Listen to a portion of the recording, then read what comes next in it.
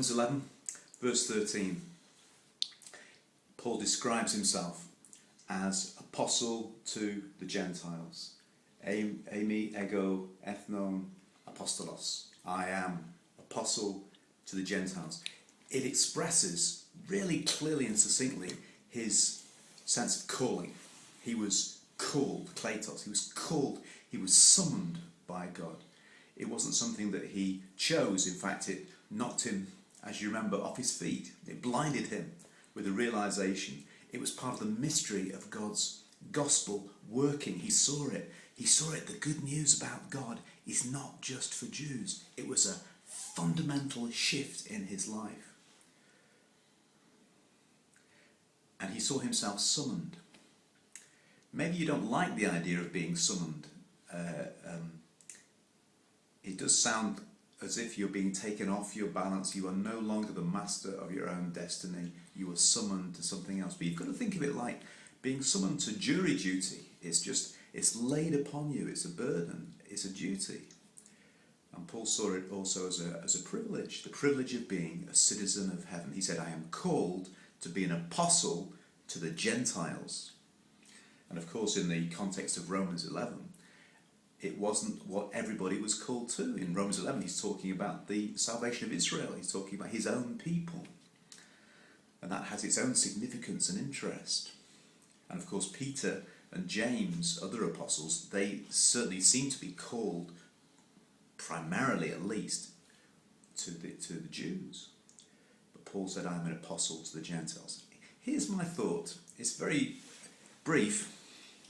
Apostolos means something like ambassador, somebody who comes with authority to say something, like a town crier, somebody who announces something and they are under authority to do so. Somebody who comes like an ambassador into a foreign nation and says something because they have an authoritative backing and they have to say what the message is. The messenger is not as important as the message they bring.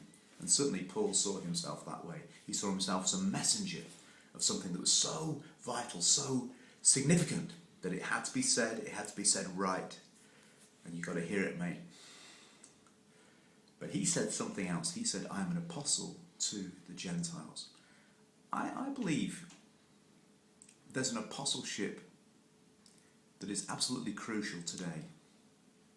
An apostleship not to those who have already heard, but to outsiders.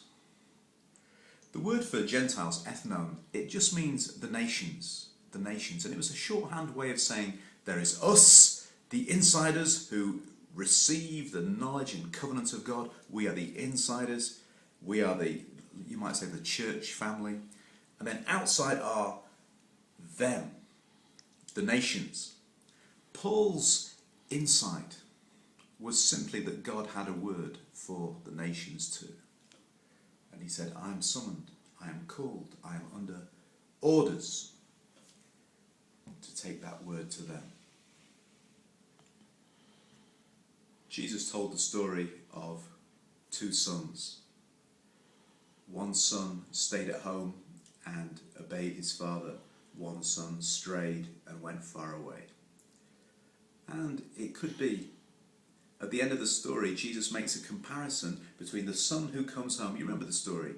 And he's welcomed, and he has the robe and the ring, and they have a party.